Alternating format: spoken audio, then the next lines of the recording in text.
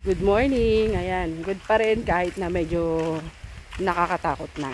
Ito na yung araw ng pagdating ng bagyong Uwan. So, mahangin-hangin na.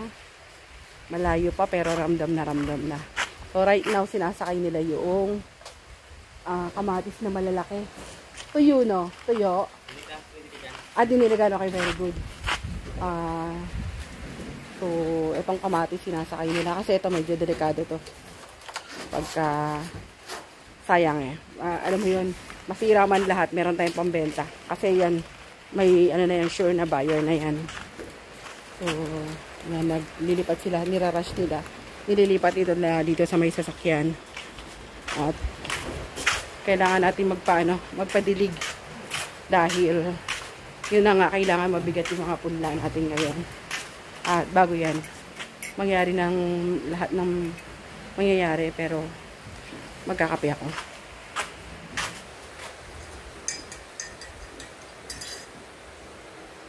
Grabe, no? It's scary. So, mas malaki pa raw to sa, sa Yolanda. Ang kape tayo.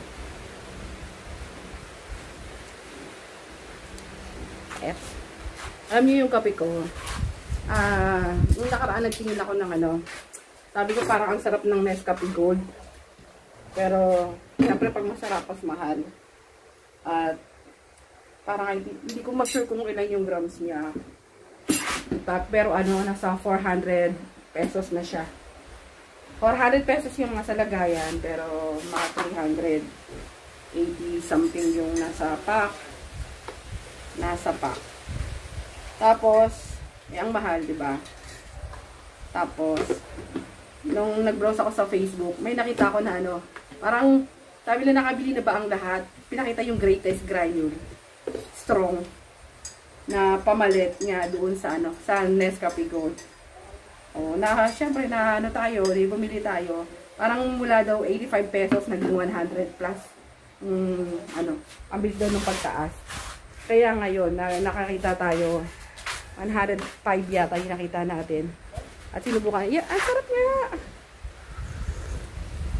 Sa pamalit sa Nescafe Gold at napakalayo na yung price difference niya. So, ayan, dilig para bumigat yung punla. Si Andy nandito. Basang-basahan para mabigat. Ayan si Boss Andy. Nagdidilig.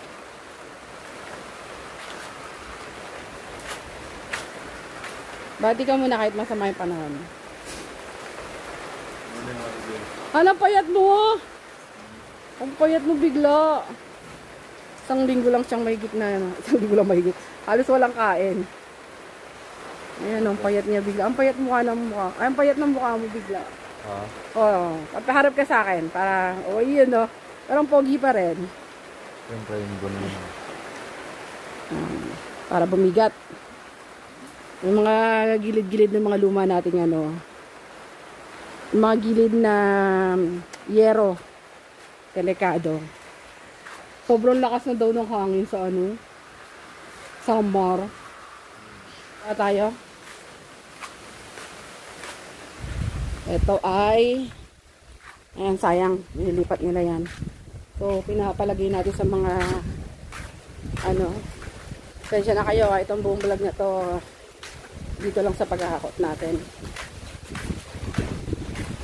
I'm scared. Malayo pa, Diyos ko, hindi pa kaya yata pumapasok talaga mismo sa hindi pa pumapasok sa mga lukalupaan talaga ng Pilipinas. Pero ayun, ramdam na. Wala pa, malayo pa yung bagyo niya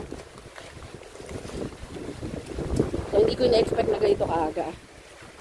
Ang akala ko ay mga bandang hapon pa.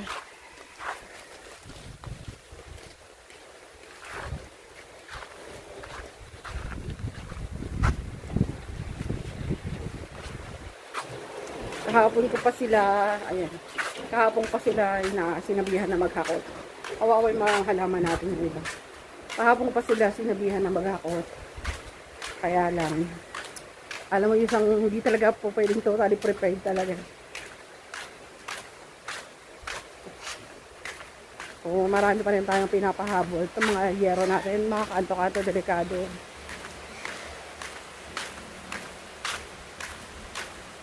Kahapon ko pa in-emphasis talaga yung ano kung gaano kalakas. At pinapag-prepare sila. Kaya lang, masyado silang hindi pa sila masyadong na nag-rush. Kasi hindi ko alam kung nakaranas ba ng bagyo na itong mga to. Pero tayo din, nakaranas tayo ng sobrang bagyo. Takot tayo. Ito kay Rento, hindi pa nadidiligan, so kailangan madiligan to. Pero pa namang hindi pa naman siguro malakas na malakas yan. Tignan natin yung baba kung na talagang nahahakot na talaga nila lahat.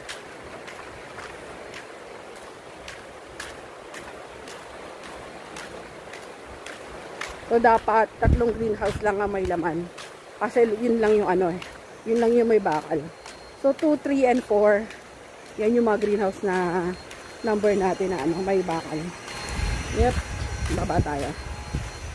Woo! Tingnan natin yung mga bakante na kung saan pwede tayo maglipat.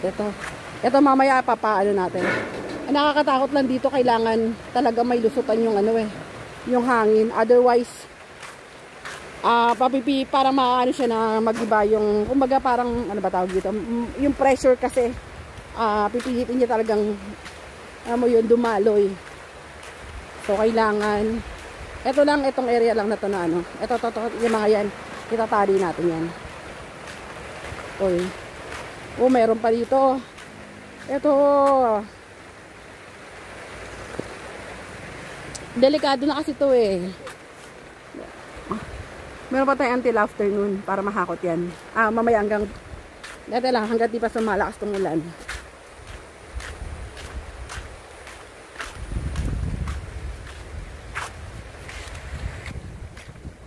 So yun, di ba? Kahapon ko pa inutos. Kaya minsan kailangan talaga pangunahan mo talaga eh. Kailangan pangunahan mo talaga. So meron pa rin dito, my God. Pagtapos sila maghakot doon, ito naman yung hahakutin nila. Meron pa rin dito. Ayan. Natatakot talaga ako.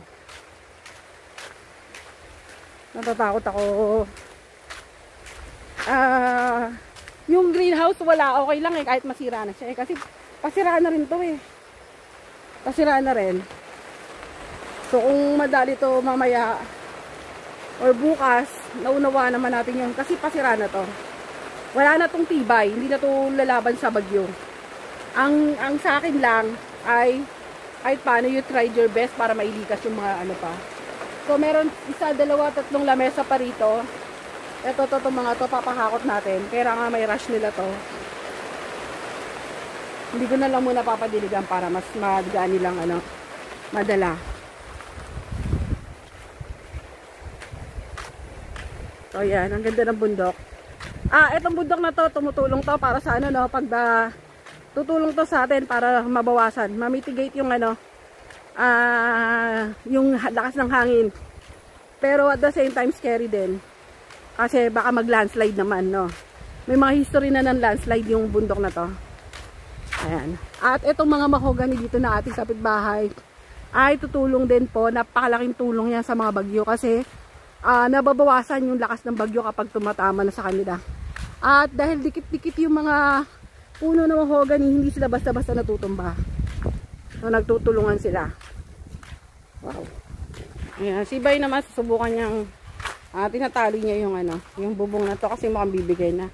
Yung, actually pasira na rin talaga to. Kawayan lang kasi yung pinaka-poste nito. At ilang taon na rin yung ganyan. So, alam natin walang tibay, yung mga poste niya bibigay na. Kaya lang yung sa atin yung mabawasan, try natin sigilan. Yung pinaka-kanto doon ba tapos na yan. Ayan. Kasi yung kanto doon delikado. Na siya eh. Pasak na.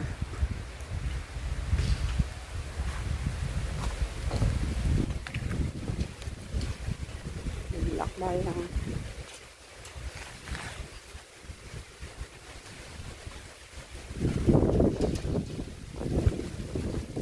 Gawa tayo ng dito.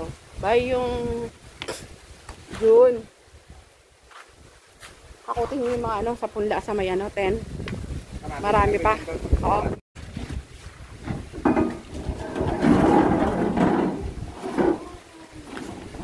May konti pa.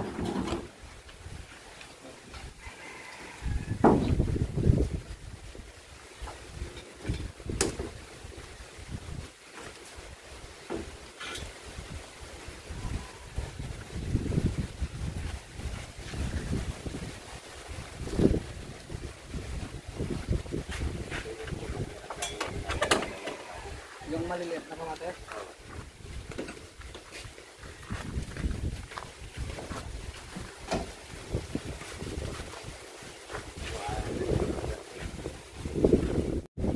Ayan na nga mga kasidling, nagsisimula na po ang malakas na hangin.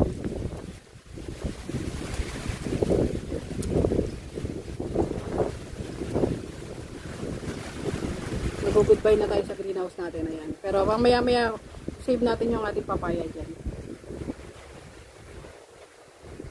Prepare po tayo ng lugaw para po sa mga kasama natin. Perfect na perfect sa Baguio. Ayan. At meron tayo ditong adobong Adidas kagabi. Initin natin at sa tingin ko i-ano ko na lang kasama ko na lang dito sa ating lugaw. Ihahalo ko na lang para magkalasa. Nilagyan natin to ng ano. Meron tayo dito ng ano. Nagluto tayo dati ng nilagang baka. Tapos yung pinakaibabaw ay na mantika kinuha natin. Ayan, baka. Beef tallows, bali yan. Pagkakuha natin nung kinamagahan nyo, no? So, namumuo yung ano, namumuo yung pinakamantika nung nilagang baka. At yung ginawa natin ay nung umaga, nanigas siya, kinuha natin. Tapos, pinakulo natin ng pinainit natin hanggang sa mawala yung pinaka-liquid noong mantika ng baka. Tapos, ayan na po siya. So, ang bango niya. Amoy baka, syempre. At ito yung ginagamit natin ngayon pampalasa sa ating mga lutuin. Sayang din kasi. At mas, ano siya, magbibigay talaga ng linamnam. Sige, maglugaw muna kayo. Serve natin yung ating lugaw. Meron pa doon ha, pag mga aso natin. Diyos ko naman po. Dami nating alaga. Naghahakot sila. Lugaw sa mga pusong nilalamig.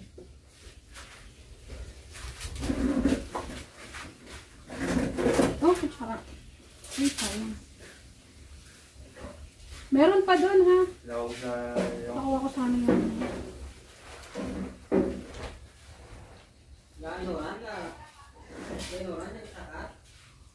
Magkagalit kami. Magkagalit.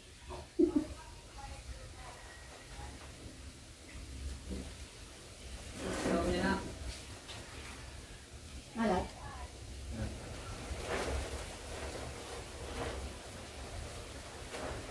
Kasi. Lemon kasi. Ilan pa.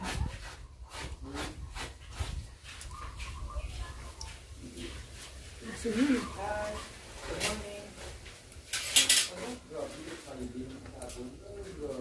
Asan yung dalawa?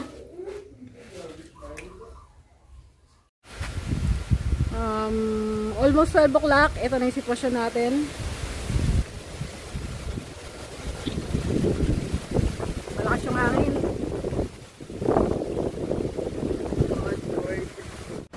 Wasak na po yung greenhouse natin dito sa 9 and 10 as expected. So yung isa pang nating aasahan dyan, hindi pa rin sila tapos maghakot. Kaya pa. Yung isa pa nating aasahan dyan ay ang pagbagsak nito kasi nga marupok na yung mga paa niyan, mga poste. Sobrang rupok na.